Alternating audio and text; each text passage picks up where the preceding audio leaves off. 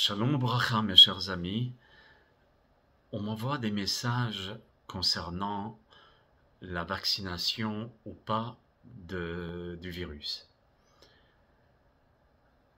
Les Gdolim ont pris une décision de se vacciner. D'autres ne sont pas d'accord. Mais attention, il ne faut surtout pas faire comme Korah. Korah Bechol Adato et toute sa troupe, 250 personnes qui n'étaient pas des petits, c'était des chefs de tribus, ont commencé à s'opposer à Moshe Rabbeinu et dire qu'il avait tort et que tout ce qu'il était en train de dire, c'était du faux par rapport à des manipulations et des choses comme ça.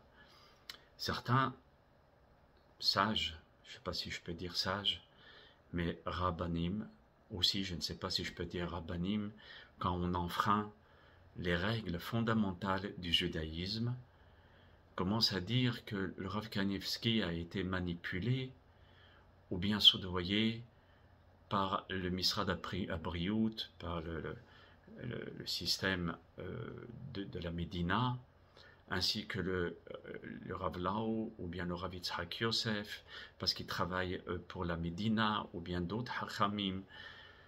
Il ne faut pas rentrer dans ces considérations, c'est très très grave. Vous savez, Korah, il avait aussi ses raisons, il était très intelligent. Et malheureusement, il a été enterré, lui, tous les 250.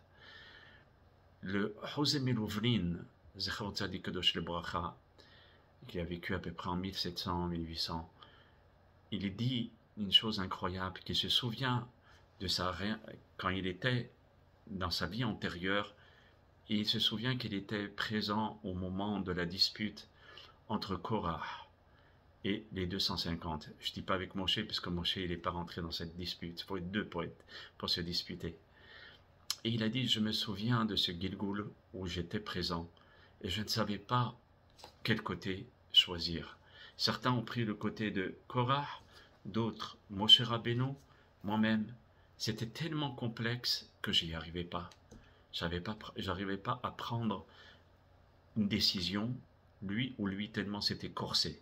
Je pense qu'on revit les mêmes situations, où nous avons des éléments très forts pour dire qu'il ne faut pas se vacciner, d'autres éléments très forts qui disent qu'il faut se vacciner, mais surtout pas, mes chers amis, ne tombez pas dans le piège de certaines personnes qui se disent Torah, et qui véhiculent des messages en disant que le Rav Kanievski ou beaucoup de Gdolim se sont fait manipuler ou bien soudoyer. Has Veshalom, surtout pas enfreindre les bases fondamentales du judaïsme.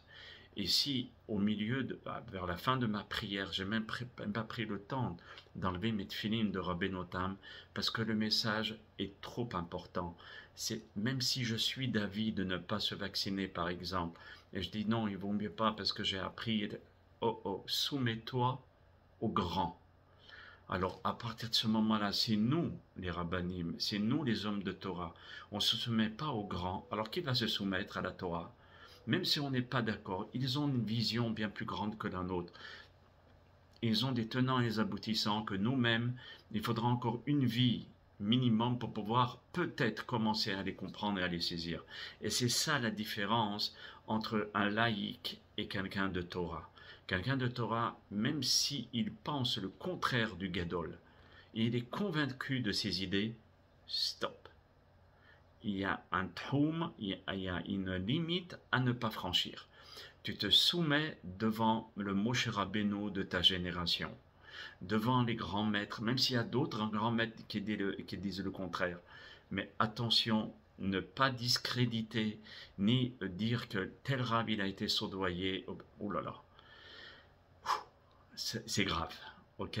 Je transmets ce message avec beaucoup de peine, beaucoup d'amertume, et j'ai mon cœur vraiment qui a pris un coup là. Parce que vraiment on nous dit qu'au moment où le Mashiach va venir, on ne le croira pas. Et il y aura des hachamim et des gens qui vont aller à son encontre. Alors il faut garder une base, c'est les grands tu te soumets.